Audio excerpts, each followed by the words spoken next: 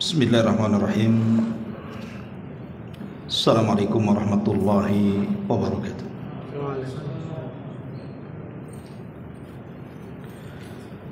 Alhamdulillah wassalatu wassalamu ala Rasulillah wa ala alihi wa sahbihi wa mawalah wa la hawla wa la quwata illa billahi wa ba'd. Alhamdulillah, segala puja dan puji hanya milik Allah subhanahu wa ta'ala. Salawat dan juga salam kita hadiahkan kepada Rasul kita Nabi besar Muhammad sallallahu alaihi wa ala alihi wasallam. Kajian di malam hari ini kita akan membahas tentang 3 kelompok yang dijamin oleh Nabi sallallahu alaihi wasallam bahwa mereka akan masuk di dalam surga. Dan itu tertuang dalam sebuah hadis yang dikeluarkan oleh Imam Abi Dawud pada nomor urut hadis ke-4167 dari hadis Abi Umamah radhiyallahu anhu. Nabi sallallahu alaihi wasallam bersabda, "Ana za'imun bi baitin fi rabadil jannati liman tarakal mira wa in kana muhiqqan wa bi baitin fi wasatil jannati liman tarakal kadhiba wa in kana mazihan wa bi baitin fi a'lal jannati liman hasuna khuluquhu."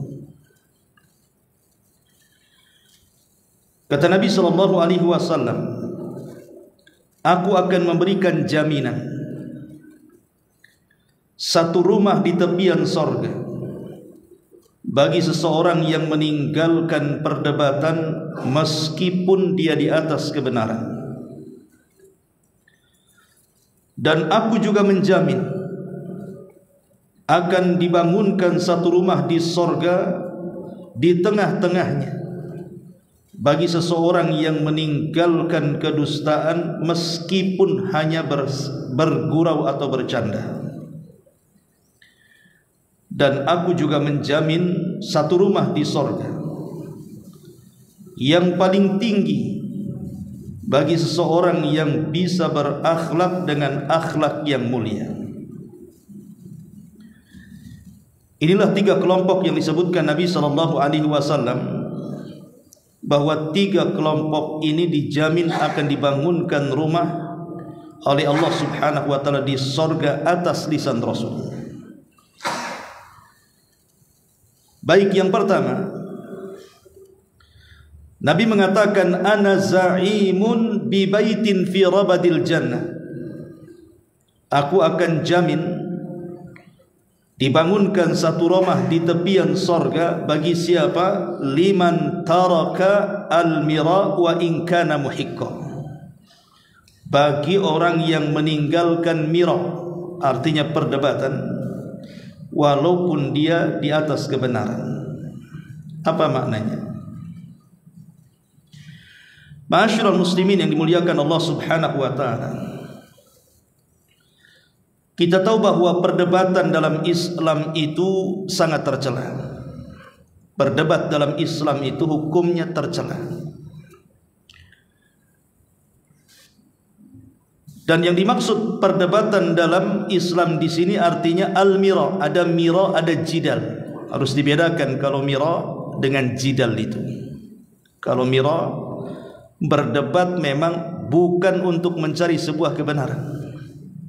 Kalau jidal terkadang mencari kebenaran, terkadang tidak. Kenapa demikian? Kalau seandainya ada orang yang berdebat di halayak orang ramai, saya akan contohkan satu kisah. Ada seorang ulama bahasa namanya Sibawe. Itu pernah berdebat dengan Al-Imam Al-Kisai. Itu dua-duanya ulama nahwu, ulama bahasa. Ma'ruf kalau kita belajar ilmu nahwu, selalu dua ulama itu disebut-sebut, Al-Imam As-Sibawayh dan Al-Imam Al-Kisai. Jadi berdebat di halayak orang ramai. Qadarullah, As-Sibawayh mampu mengalahkan Al-Kisai dengan hujahnya. Setelah terjadi perdebatan ini, maka Imam Al-Kisai pun kemudian berusaha keluar dari kerumunan orang yang menyaksikan debat itu dengan sembunyi-sembunyi karena malu.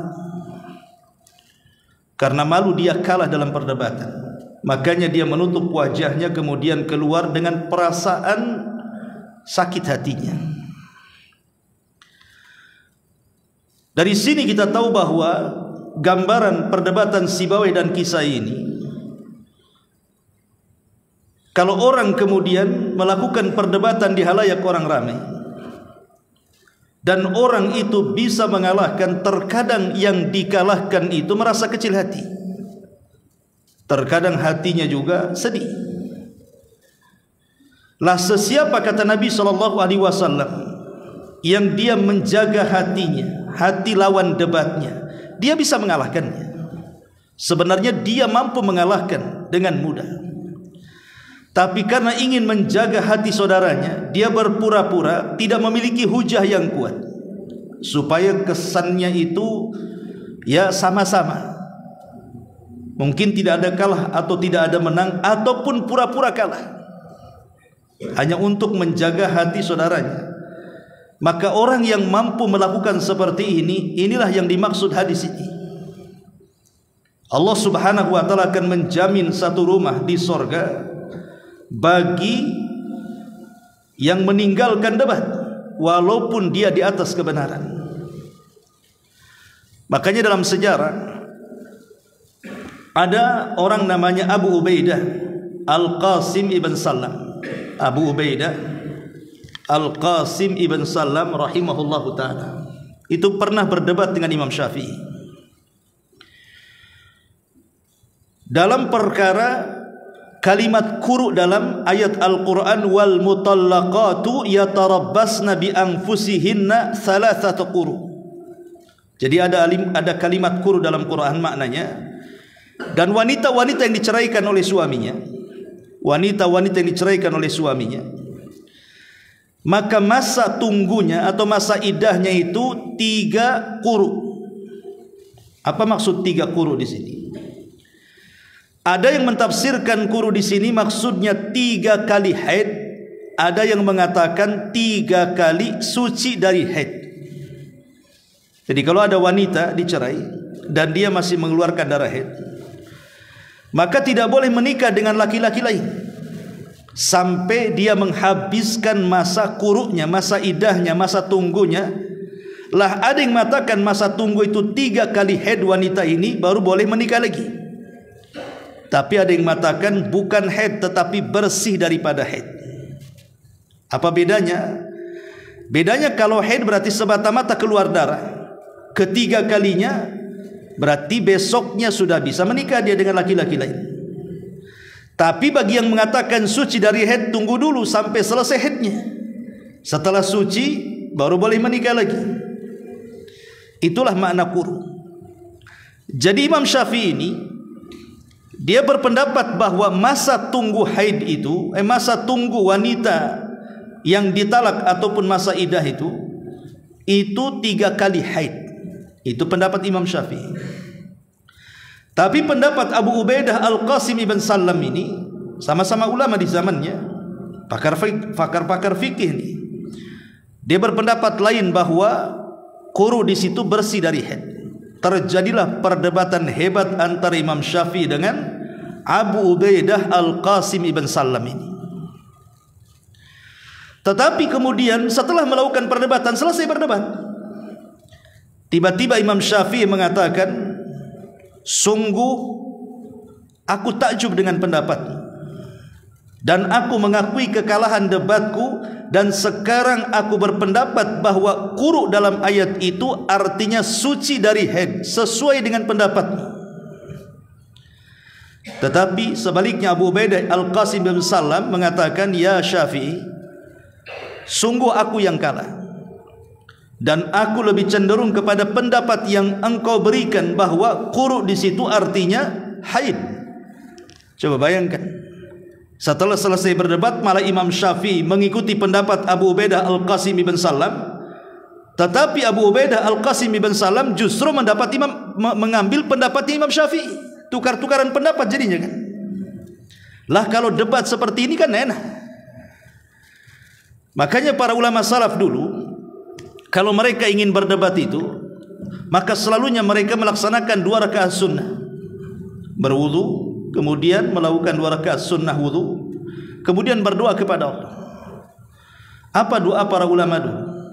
Mereka berdoa kepada Allah Subhanahu wa taala kalau hendak berdebat itu. Mereka menghendaki bahwa yang menang itu lawan debatnya. Mereka meminta kepada Allah agar yang menang itu lawan debatnya supaya dapat faedah. Sebab kalau seandainya yang menang kita yang mendebat, kita nggak dapat faedah, nggak dapat ilmu. Itulah yang diprinsipkan oleh Imam Syafi'i rahimahullahu taala, bahwa kalau dia hendak berdebat dia meminta kepada Allah, kebenaran itu ada pada lisan lawan debatnya. Kalau ini akhlak ada pada diri kita, tidak mungkin perdebatan itu melahirkan permusuhan dan kedengkian. Karena perdebatan itu melahirkan kebencian dan juga kedengkian, bahkan permusuhan itu, karena masing-masing mempertahankan ego dan kebenarannya menurut dia. Walaupun sudah kalah, jelas-jelas kalah, karena dia tidak menghendaki kebenaran, makanya dia tidak mengakui kebenaran yang ada pada orang lain.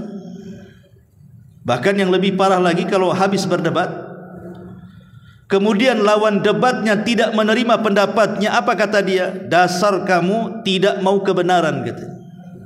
Lah kok bisa dia mengatakan seperti itu? Kamu tidak mau kebenaran, buktinya kau menolak pendapatmu, katanya. Itu memaksakan pendapat dia dikonsumsi orang namanya kan. Tidak boleh dalam berdebat seperti itu. Bahkan kalau seandainya ada kemenangan dalam perdebatan, dia bangga. Tuh kan apa kata saya, yang benar itu saya, katanya. Bukan itu tujuan berdebat itu. Tujuan berdebat adalah masing-masing mencari kebenaran, bukan pembenaran. Ma'asyiral muslimin yang dimuliakan Allah Subhanahu wa taala, karena dampak debat ini banyak.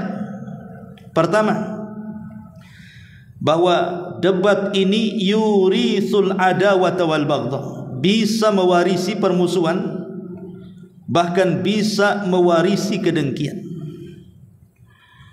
Bahkan terkadang orang yang berdebat ini kalau dia kalah, mengucapkan kalimat-kalimat yang tidak layak diucapkan. Makanya hindari perdebatan. Karena sekarang ini musim medsos, terkadang seseorang berdebat di kolom komentar atau antar grup dan begitu seterusnya. Ketika kemudian saling serang, ada orang-orang yang mengucapkan kalimat-kalimat yang menunjukkan dia bukan sedang mencari hidayah atau kebenaran, justru sedang melecehkan dan menghina orang lawan debatnya. Dan itu paling banyak itu. Dan ini bahaya kalau sudah seperti ini kan. Akhirnya melahirkan permusuhan dan juga kebencian. Yang kedua, debat ini menyebabkan haramnya ilmu. Satu hari dari Yunus dia mengatakan, telah dikirim kepadaku sebuah surat dari Maimun ibn Mihran. Isi suratnya, iyyaka wal khusumata wal jidal. Hati-hati engkau, hindari perdebatan dan hindari jidal. Kenapa? Wala tujadilna aliman wala jahilan. Jangan kau berdebat baik mengelawan orang yang alim ataupun orang jahil. Kenapa demikian? Ammal alim fa innahu yahzan anka ilmu wala yubali ma sanata. Wa ammal jahil fa innahu yahshan bi sadrika wala yuti'u. Karena kalau lawan debatmu seorang alim, boleh jadi kemudian engkau bisa mengalahkannya, maka sama saja engkau sudah membuat sedih hatinya, sudah merusak hatinya. dan dia tidak peduli apa yang kau lakukan. Tetapi orang jahil pasti dia akan mengeyel dan tidak akan mengikuti apapun yang kau katakan. Makanya kata Imam Syafi'i, aku tidak pernah kalah kalau berdebat dengan orang alim, tapi aku kalah kalau berdebat dengan orang jahil. Karena orang jahil itu ngeyelan. Debat sama orang jahil itu ngeyel, nggak dapat kebenaran. Makanya Imam Syafi'i mengatakan, aku tidak pernah berdebat dengan siapapun kecuali aku menang, katanya. Kecuali melawan orang jahil, aku kalah, katanya. Makanya dari sini ma'asyiral muslimin yang dimuliakan Allah Azza wa Jalla, hindari perdebatan, terutama dalam masalah-masalah khilafiyah. Masalah-masalah khilafiyah yang masing-masing ulama ada pendapat di situ. Contoh namanya kunut subuh nih. Ada orang berdebat kunut subuh itu sampai sengitnya saling sesat menyesatkan, gara-gara masalah kunut. Padahal kunut subuh sendiri masalah khilaf ulama ini. Itu kan sumbernya gara-gara masalah hadis. Ada tambahan dalam hadis itu, Nabi SAW kunut sampai dia meninggal. Sebagian para ulama mengatakan bahwa tambahan ini lemah, sebagian orang mengatakan tambahan ini sahih. Imam Syafi'i mengatakan sahih tambahannya, Imam Ahmad mengatakan tidak sahih tambahannya. Bagi yang mensahihkan tambahan hadis ini berarti disyariatkan kunut. Bagi yang melemahkan berarti kunut itu bid'ah. Tapi kan sama-sama punya hujah di sini. Kalau masalah khilafiyah kemudian diperdebatkan sampai sesat menyesatkan, bid'ah membid'ahkan, ini tidak paham adab perdebatan. Jadi hindari perkara-perkara. Kalau memang kita ini berdebat, kemudian lawan debat kita ini nampaknya ngeyelan, ataupun dia tidak hendak mencari kebenaran, tinggalkan saja. Karena asal memang meninggalkan perdebatan itu disyariatkan sebagaimana hadis ini. Ma'asyiral muslimin yang dimuliakan Allah Azza wa Jalla, termasuk juga jidal ini sababun li raf'il barakati wa dhihabil khairi. Perdebatan ini menyebabkan terangkatnya berkah dan kebaikan. Dulu di zaman Nabi, Nabi SAW didatangi malaikat Jibril ketika bulan Ramadan. Kemudian Rasul diberitahu tentang tanggal Lailatul Qadar. Rasul senang karena dikasih tahu tanggal Lailatul Qadarnya tanggal sekian. Berarti kalau sudah diketahui tanggal sekian, berarti tidak perlu lagi capek-capek mencari Lailatul Qadar kan, karena sudah ada tanggalnya. Tetapi setelah Rasul SAW keluar rumah ingin memberitahu para sahabatnya tentang tanggal Lailatul Qadar itu, tiba-tiba di jalan ada dua sahabat yang berdebat sampai mengangkat suaranya. Maka Nabi SAW akhirnya sibuk melerai dua orang ini. Lama sekali Rasul kemudian mendamaikan dua orang ini sampai betul-betul damai. Setelah meleraikan dua orang yang berdebat ini, Rasul lupa. Kemudian pulang ke rumah. Padahal tujuannya dia keluar rumah itu ingin memberitahu tanggal Lailatul Qadar. Tapi karena sibuk kemudian melerai dua orang yang berdebat, dia lupa memberitahu, langsung pulang. Sampai di rumah dia tidak ingat lagi tanggal berapa itu. Lihat bagaimana gara-gara perdebatan ini akhirnya hilang berkah kan. Terpaksa akhirnya kita harus mencari Lailatul Qadar dengan susah payah di 10 malam terakhir itu, karena tidak tahu Lailatul Qadar tanggal berapa jadinya kan. Entah tanggal 21, 23, 25, 27, 29, kita tidak tahu dengan satu pun. Makanya Aisyah radhiyallahu anha ketika ditanya tentang Lailatul Qadar, Aisyah mengatakan Lailatul Qadar itu sama dengan Ismul A'zam dalam Asmaul Husna. Nama Allah yang agung dalam nama-nama Allah yang 99 nama itu. Tidak tahu mana yang satu, sehingga kita harus mencarinya. Begitu juga malam Lailatul Qadar tanggalnya berapa, tidak ada yang tahu kecuali harus mencarinya. Tapi Rasul sudah mengatakan carilah di 10 akhir Ramadan. Tapi lihat gara-gara perdebatan dua orang ini akhirnya berkah hilang. Coba kalau seandainya tidak ada orang yang berdebat, kemudian Rasul memberitahu umatnya, kan kita tidak lelah-lelah. Pasti pamannya pada tanggal 27 semua serentak tanggal 27 pasti orang itu menghidupkan malam. Inilah gara-gara debat diangkatlah kebaikan. Nah, itu pengaruh daripada jidal. Kemudian juga jidallah sababul halak. dia sebab kehancuran. Nabi SAW mengatakan, "Dzaruni ma taraktukum, fa innama halaka man kana qablakum bi kathrati su'alihim wa ikhtilafihim ala anbiya'ihim." Sudah, lakukan saja apa yang kutinggalkan kepada kalian, kata Nabi.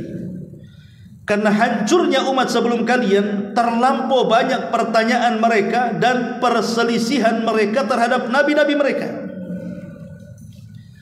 Lihat Bani Israel ketika berdebat dengan Nabi Musa soal sapi betina. Ketika ada orang yang meninggal dunia dan orang itu pejabat besar di tengah-tengah Bani Israel, kemudian yang membunuh ini menyembunyikan pembunuhannya dan menuduh kabilah yang lain membunuhnya, sehingga hampir terjadi perang gara-gara tuduhan membunuh. Kemudian mereka datang kepada Nabi Musa mengatakan, "Ya Musa, bisa enggak kau tunjukkan kepada kami siapa pembunuhnya?"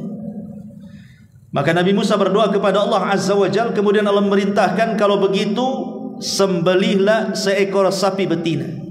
Nanti dengan itu akan teruraikan siapa pembunuhnya." Kalau sampai di sini Bani Israel langsung melakukannya, menyembelih sapi betina, selesai, langsung terungkap pembunuhnya. Tapi mereka malah menuduh Nabi Musa ini main-main, seolah-olah kami ini bertanya soal siapa pembunuhnya, kenapa engkau pula meminta kami untuk menyembelih seekor sapi betina? Apa hubungan siapa pembunuh dengan sapi betina ini? Tapi Musa alaihi salam mengatakan, apakah aku main-main dengan perintah Allah? Kemudian mereka mulai berdebat dengan Nabi Musa soal apa warnanya, berapa usianya, sudahkah di pekerjaan ataukah dia liar, dan begitu seterusnya.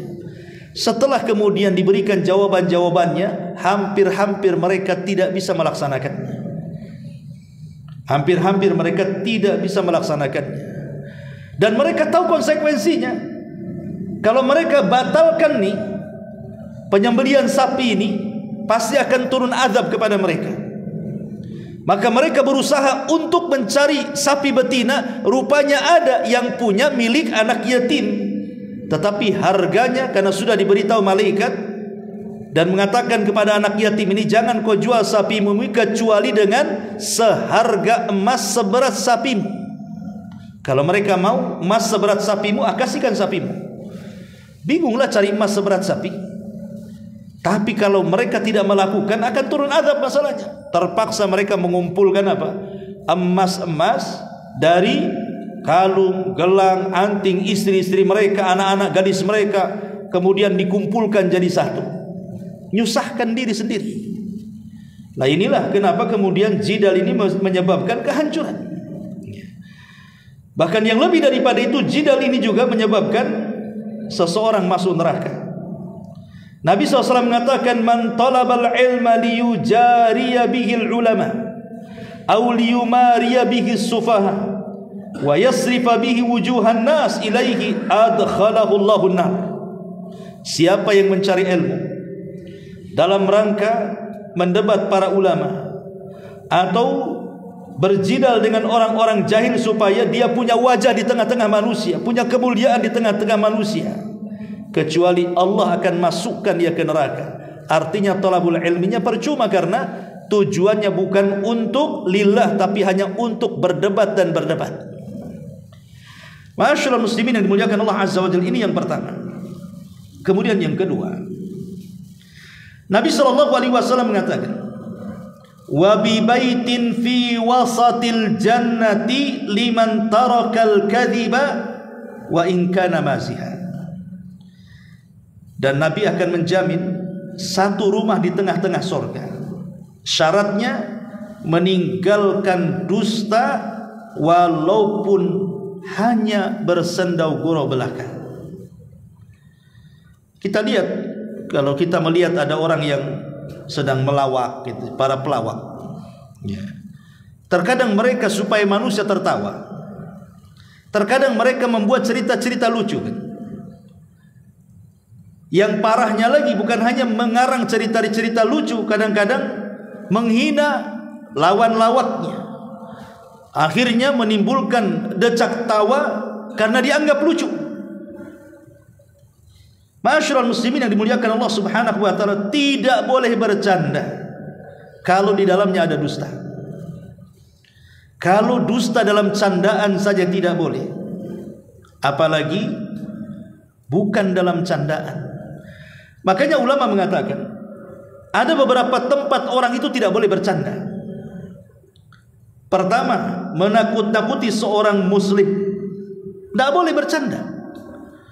Pamannya ambil pisau, kemudian diarah-arahkan ke wajah dia. Sebenarnya dia sedang bercanda, tapi karena dia sedang menakut-nakuti seorang muslim, tidak boleh bercanda dalam menakut-nakuti seorang muslim. Kenapa demikian? Karena Rasul yang mengatakan la yahillu li muslimin an yurawwi'a musliman. Tidak halal alias haram bagi seorang muslim membuat takut muslim yang lainnya, walaupun sebatas candaan.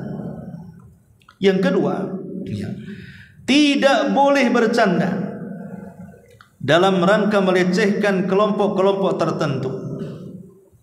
Tidak boleh bercanda dalam rangka melecehkan kelompok tertentu, suku tertentu, ras tertentu. Tidak boleh. Allah Subhanahu wa taala berfirman dalam surah Al-Hujurat ayat 11 itu, ya ayyuhalladzina amanu la yaskhar qaumun min qaumin asa an yakunu khairan minhum. Wahai orang-orang yang beriman, janganlah sekumpulan orang-orang di antara kalian merendahkan kumpulan yang lainnya, karena boleh jadi yang ditertawakan itu jauh lebih baik dibandingkan mereka. Tidak boleh. Karena ada orang yang kemudian melecehkan kelompok yang lainnya dengan cara apa? Dengan cara candaan. Entah mungkin menghina warna kulitnya, entah mungkin menghina dialek bahasanya, entah mungkin menghina budayanya, dan begitu seterusnya. Walaupun bercanda tidak boleh. Ini bukan tempat bercanda. Ya. Kemudian yang ketiga, tidak boleh canda itu isinya tuduhan ataupun fitnah terhadap orang. Tidak boleh bercanda, walaupun bercanda kalau di dalamnya ada fitnah, ada tuduhan kepada orang lain, maka sangat dilarang oleh para ulama. Ini yang ketiga. Kemudian yang keempat, jangan pula bercanda kepada orang yang tidak suka bercanda. Kan ada orang yang tidak suka bercanda kan? Ada orang itu tipenya serius saja. Jangan bercanda kepada orang yang tidak suka bercanda, bisa tersinggung dia. Kemudian juga jangan bercanda dalam perkara-perkara serius, di pengadilan, di persidangan. Tidak boleh seseorang saksi bercanda dengan hakim di situ. Ini serius, sedang memutuskan sebuah perkara. Ataupun di majelis-majelis penguasa, di majelis-majelis ilmu. Ini bukan tempat bercanda. Jadi harus dipahami bahwa jangan bercanda dalam perkara-perkara yang sedang serius. Kemudian juga tidak boleh bercanda dalam kedustaan. Syekh bin Baz pernah ditanya, saya melihat salah satu YouTube tentang seorang syekh bertanya kepada Syekh bin Baz tentang orang tua yang menceritakan sebelum tidur anaknya, di mana dalam cerita-cerita itu ada pendidikan di dalamnya. Mungkin zaman dulu itu kan ada cerita-cerita rakyat lah, semacam mungkin cerita kera dengan kura-kura gitu ya. Zaman dulu itu kan memang ada pendidikan di dalamnya. Atau mencerita-cerita fiktif tapi ada pelajaran di dalamnya. Jadi Syekh bin Baz ditanya, boleh enggak orang tua bercerita dengan cerita fiktif dan di dalamnya ada pelajaran untuk anaknya? Maka Syekh bin Baz mengatakan sebaiknya tidak dilakukan. Banyak kisah-kisah yang jauh lebih baik dari itu dan tersimpan pendidikan di dalamnya. Seperti kisahnya para nabi, kisahnya para ulama, kisahnya para sahabat. Kenapa harus mengambil kisah-kisah yang tidak ada kisahnya? Kisah fiktif. Ya. Artinya kalau menceritakan saja dan ada pendidikannya dilarang, maka bercanda dalam kedustaan juga lebih dilarang lagi. Maka tidak boleh, karena dusta itu sendiri adalah dosa besar. Iyyakum wal kadhiba fa innal kadhiba yahdi ilal fujur, wal fujuru yahdi ilan nar. Hati-hati jangan berdusta, karena dusta itu mengantarkan kepada perangai keburukan, dan keburukan itu pasti mengarah ke neraka. Dusta yang dibolehkan itu cuma 3 perkara saja. Pertama, dalam rangka islah. Ada 2 orang yang bertengkar, kemudian kita hendak mengislah keduanya, terpaksa harus berdusta. Itu dibolehkan, karena tujuannya mengislah. Yang kedua, berdusta untuk menjaga darah seorang muslim. Antum punya tetangga, satu muslim, satu kafir. Tetangga yang kafir mau membunuh tetangga yang muslim, antum sembunyikan di rumah. Kemudian antum katakan tidak ada di sini dia. Berdusta, tapi boleh karena ingin menjaga nyawanya orang muslim. Atau berdusta dalam keluarga. Suami berdusta soal makanan, bilang enak padahal tak enak. Suami bicara soal pakaian, tak bagus dibilang bagus, tidak cantik dibilang cantik, hanya untuk keharmonisan keluarga, dibolehkan. Tetapi candaan dusta-dusta yang lainnya, walaupun bercanda, tetap tidak boleh. Kenapa? Karena ada hadis Nabi mengatakan, wailun lilladzi yuhaddits fayakdzib liyudhika bihil qaum wailun lahum wa wailun lahum. Celaka seseorang yang berbicara dusta untuk membuat orang tertawa. Celaka dia dan celaka dia. Ini yang kedua. Kemudian yang ketiga, Nabi SAW mengatakan, wa bibaitin fi a'lal jannati liman hassana khuluqahu. Dan aku jamin, kata Rasul, Allah akan bangunkan satu rumah di tempat yang paling tinggi di sorga. Bagi siapa? Bagi orang-orang yang memperbaiki akhlaknya. Yang dimaksud khuluk, khuluk itu artinya akhlak yang dilatih. Kan akhlak itu ada 2 ya. Memang ada akhlak bawaan. Dari kecil memang dia punya akhlak, karakternya seperti itu.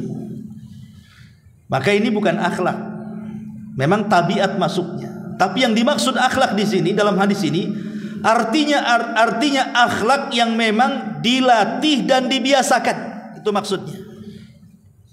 Jadi akhlak yang dilatih dan dibiasakan, bukan tabiat dari kecil, bukan. Akhlak yang dilatih.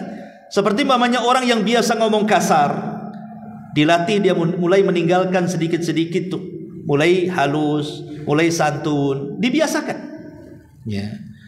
Jadi orang-orang yang kemudian biasa menghina orang, mulai dia menghormati orang. Atau tak biasa dia mengucapkan terima kasih, akhirnya dia berusaha untuk berterima kasih.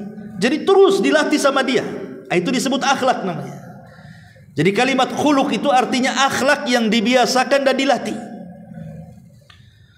Sebab kalau yang memang tabiat dari kecil itu bukan akhlak, dalam bahasa Arabnya apa? Khimun atau apa tuh namanya. Itu memang sudah tabiat dari kecil ya. Tapi maksudnya akhlak di sini artinya sesuatu kebiasaan baik yang dilatih akhirnya menjadi orang baik. Masyarul muslimin yang dimuliakan Allah Subhanahu wa taala, kenapa kemudian Nabi sallallahu alaihi wasallam menutup dengan akhlak? Dan Allah Subhanahu wa taala membuatkan rumah paling tinggi. Kalau pertama kan di pinggiran sorga, bagi orang yang meninggalkan debat walaupun dia di atas kebenaran. Yang kedua mulai di tengah sorga, bagi orang yang meninggalkan dusta walaupun dia bercanda. Baru yang terakhir dibuatkan rumah paling tinggi di sorga bagi yang memperbaiki akhlaknya. Kenapa kemudian Rasul menutup dengan akhlak di sini? Di mana akhlak itulah yang kemudian menjadikan titik paling tinggi di sorga bagi orang-orang yang masuk dalam sorga. Karena kebanyakan orang masuk neraka itu lisannya. Kebanyakan orang masuk neraka itu karena lisan. Makanya kenapa berdebat itu amalan lisan, dusta itu amalan lisan. Kemudian ditutup dengan akhlak. Sebab kalau orang tidak berakhlak, maka lisannya itu tidak akan berakhlak. Dan ketika kemudian lisannya tidak berakhlak, Rasul mengatakan kepada Mu'adz bin Jabal radhiyallahu an, "Thaqilatka umuka ya Mu'adz." Celaka engkau wahai Mu'adz. wa hal yakubbun nas fi nari jahannam illa hasaidu alsinatihim. Bukankah kebanyakan orang masuk ke dalam jahannam itu akibat lisan-lisan mereka? Shadaqa Rasulullah. Ya, memang sangat benar ucapan Rasul. Lihat dosa-dosa lisan itu. Dari ghibah, itu dosa lisan. Namimah, itu dosa lisan. Menghina, melaknat, itu dosa lisan. Lah, dosa-dosa lisan ini membahayakan para pelakunya. Bahkan bisa menggugurkan amalan-amalan sunnah yang sudah kita kerjakan. Anggaplah Anda solat malamnya nggak pernah tinggal, puasa sunnahnya nggak pernah tinggal, baca Qurannya nggak pernah tinggal, sedekahnya nggak pernah tinggal. Tapi kalau lisannya tidak baik, itu solat sunnah, puasa sunnah, sedekah sunnah, baca Quran dan begitu seterusnya, itu bisa gugur, nggak dapat pahala. Mana dalilnya? Abu Hurairah radhiyallahu anhu menceritakan sebuah hadis yang dikeluarkan Imam Bukhari di dalam Adabil Mufrad. Ada seseorang bertanya kepada Nabi sallallahu alaihi wasallam, "Ya Rasulullah, inna fulanatan taqumul laila wa tasumun nahar wa tasaddaqat bi fuduli amwaliha wa taf'al walakin tu'dhi jiranaha bi lisaniha." Rasul, ada seorang ibu-ibu, seorang wanita, kalau malam tidak pernah tinggal solat malam, kalau siang tidak pernah puasa, tidak pernah tinggal puasa sunnah, dan tempat-tempat yang dihajatkan untuk disedekahkan, maka dia sedekahkan hartanya di situ. Dan dia pun banyak melakukan kebaikan ini dan itu.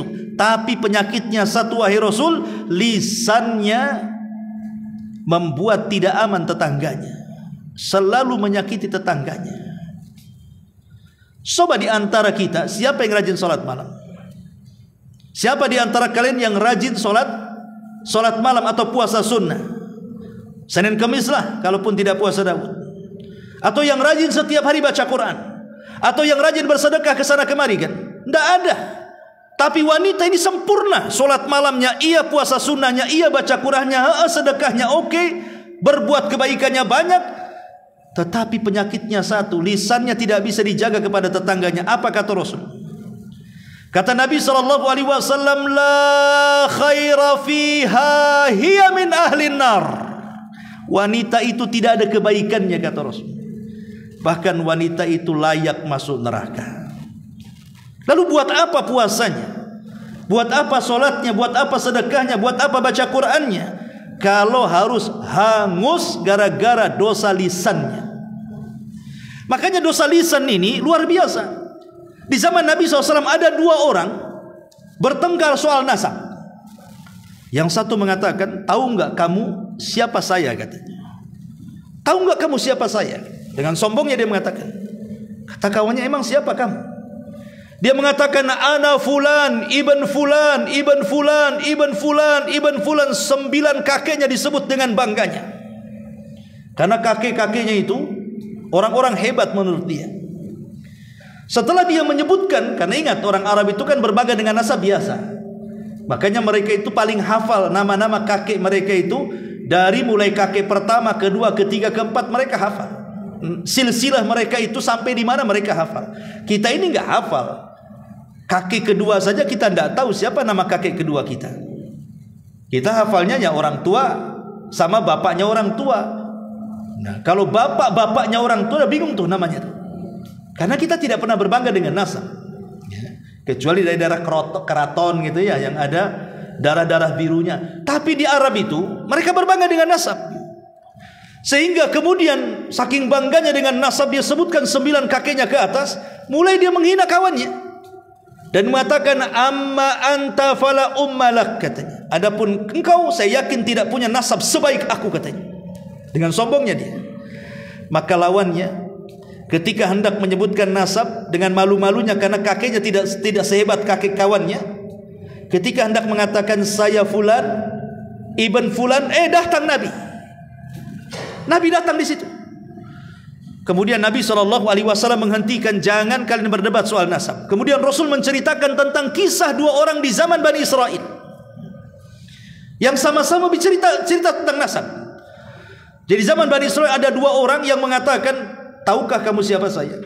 Saya fulan bin fulan, fulan bin fulan, Fulan bin Fulan, sampai 9 kakinya dengan bangga disebutkan. Setelah dia menyebutkan kaki buyutnya, dia menghina kawannya dan mengatakan, amma anta fala ummalaka, adapun engkau pasti engkau tidak sehebat nasabku, kata. Kemudian orang ini dengan malu-malunya menyebutkan, baik, saya Fulan ibn Fulan, Fulan ibn Fulan. Baru menyebut kakek buyut yang ketiga, mau menyebut kakek buyut yang keempat, dia sadar bahwa kakek buyut yang keempat itu bukan muslim, kafir. Dia tidak mau menyebutkannya. Akhirnya dia ulang, ana Fulan ibnu Fulan, ibnu Fulan, ibnu Fulan, ibnul Islam. Yang keempatnya diganti Islam, karena yang keempatnya kafir. Jadi dia mengatakan ana Fulan ibnu Fulan, ibnu Fulan, ibnul Islam, katanya. Allah takdirkan dua-duanya meninggal. Yang pertama berbangga dengan nasab tanpa peduli apakah kakek buyutnya muslim kafir, Allah masukkan ke neraka. Tapi yang kedua, yang dia tidak berbangga dengan kakek buyutnya yang kafir, dia hanya berbangga dengan kakek buyutnya yang muslim, Allah masukkan ke surga. Lihat ikhwatu fiddin, muliakan Allah azza wa jalla. Hadis ini sahih, ya. Orang ini masuk ke neraka bukan karena zalim, kan? Bukan karena membunuh orang, bukan karena zina, bukan karena menampar, bukan karena mengambil hak orang. Enggak. Orang ini masuk neraka gara-gara lisan. Hanya menyebutkan saya anak si fulan, anak si fulan, anak si fulan, masuk neraka. Ini kan dosa lisan namanya. Makanya kenapa Nabi SAW dalam hadis ini menutup dengan akhlak? Karena akhlak inilah yang kemudian memperbaiki lisan seseorang. Supaya kita ingin masuk surga dan surga yang paling tinggi, maka berakhlaklah supaya lisan kita tidak suka berdebat dan tidak suka berdusta. Gitu maksudnya. Ma'asyiral muslimin yang dimuliakan Allah azza wa jalla. Adapun keutamaan akhlak sendiri, yang pertama, sabab lidukhulil jannah. Sudah jelas, akhlak itu menyebabkan orang masuk surga berdasarkan hadis yang kita baca. Yang kedua, sababun fi mahabbatillahi li 'abdi. Akhlak itu sebab mendapatkan kecintaan Allah kepada hambanya ataupun kecintaan hamba kepada hamba yang lain. Terkadang begini ikhwatu fiddin, ada dua orang, ya, yang satu sudah mengaji, masya Allah gitu ya, pakai gamis, cingkrang, berjanggut dan begitu seterusnya. Oh, sunnah-sunnah Nabi oke lah secara lahiriah. Tapi kalau ngomong kadang-kadang tidak terkontrol, masih kasar, masih suka mukul istrinya, masih suka mengasingkan diri karena beda kelompoknya, dia tak mau nyapa, tak mau salam, tak mau ngomong, kan gitu. Ini yang satu tidak pernah ngaji. Boleh jadi mungkin sholat pun tidak, ngaji pun tidak, kan gitu. Tapi akhlaknya bagus, senyum, suka bantu, pokoknya muamalahnya bagus. Terkadang di mata manusia, siapa yang disukai? Yang disukai itu yang bagus akhlaknya, walaupun dia tidak ngaji, walaupun tidak sholat, walaupun tidak melakukan ibadah. Itu terkadang ya, itu maksudnya di mata manusia ya.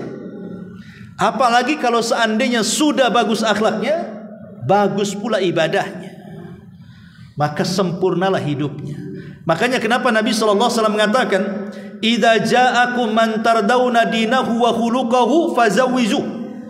Kalau ada laki-laki datang melamar putrimu, baik agamanya, baik akhlaknya, nikahkan segera.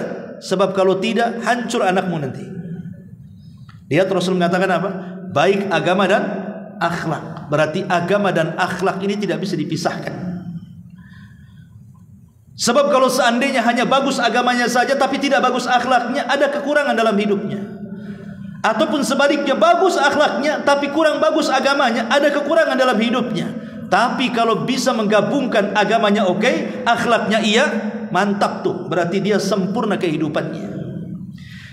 Ma'asyiral muslimin yang dimuliakan Allah azza wa jalla. Ini yang ketiga. Yang keempat, akhlak ini bisa memberatkan timbangan. Ma min syai'in athqal fil mizani min husnil khuluqi, kata Rasul. Tidak ada sesuatu yang mampu memberatkan timbangan kelak pada hari kiamat melebihi baiknya akhlak. Dan baiknya akhlak itu ada pada 5 tempat. Orang dikatakan baik. Baik akhlak itu ada di 5 tempat. Pertama kata para ulama, talaqatul wajhi indal liqa. Wajah yang tidak menyeramkan ketika berjumpa dengan saudaranya.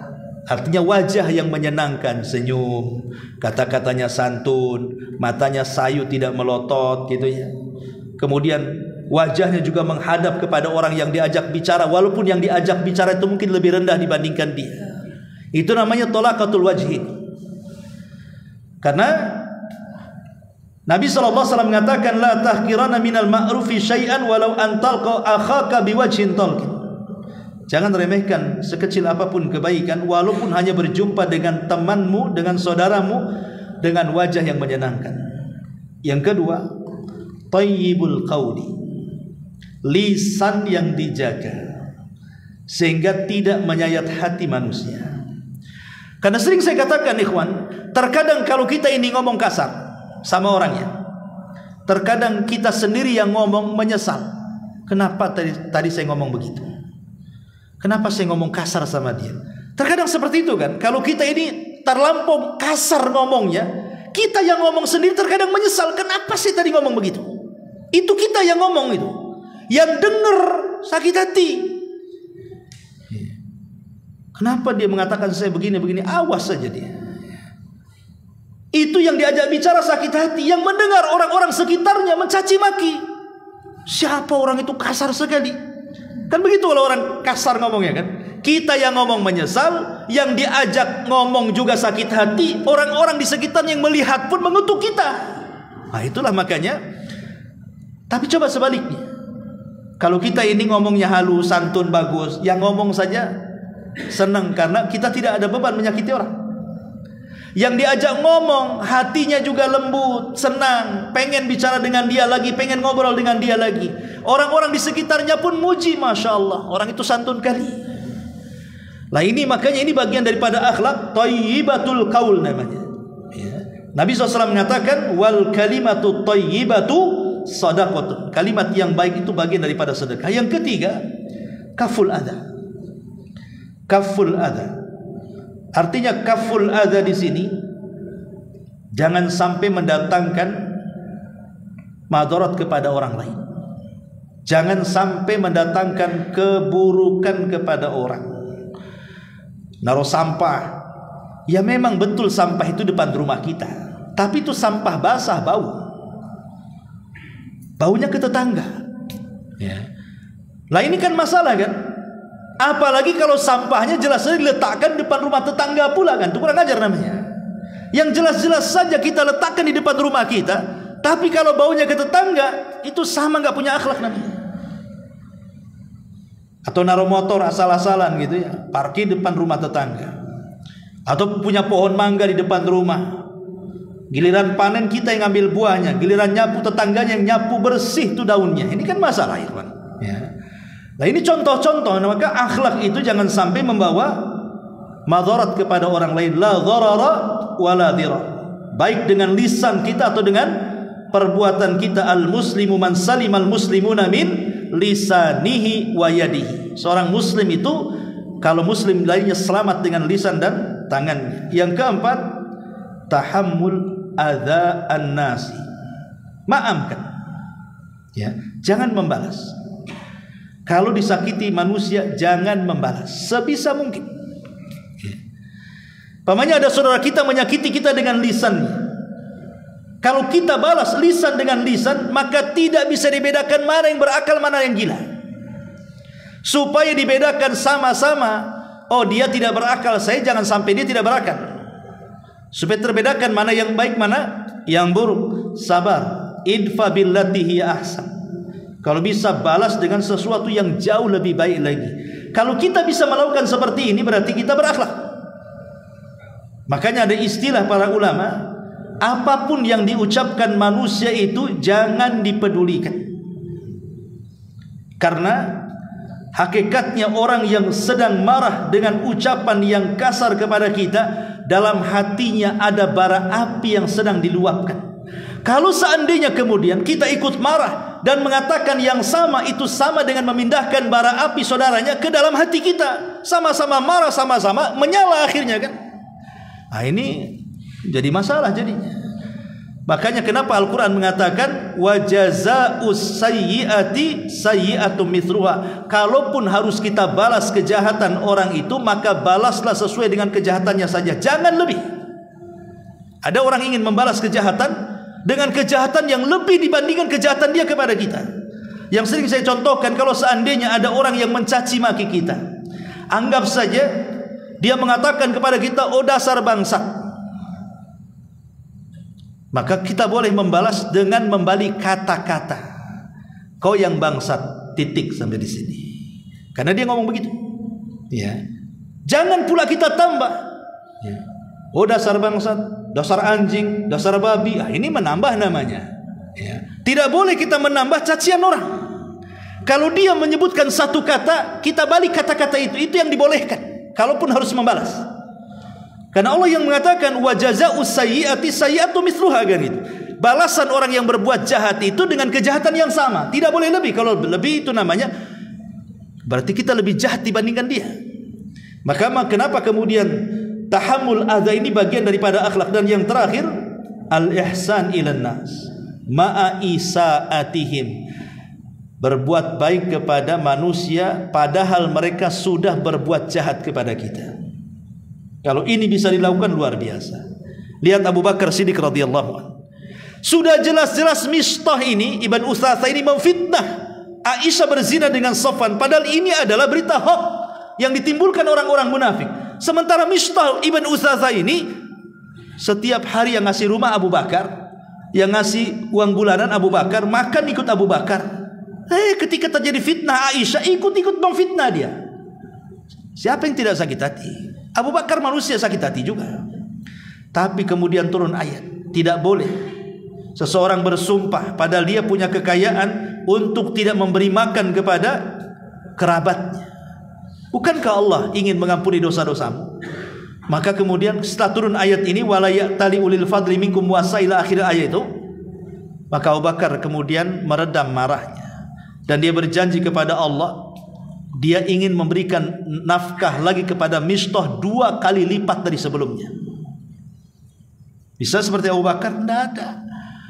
Kalau kita ini umpamanya merawat saudara kita, tahu-tahu saudara kita memfitnah kita, bisa diusir sama kita di rumah. Ngapain aku rawat kau, katanya, pergi sana.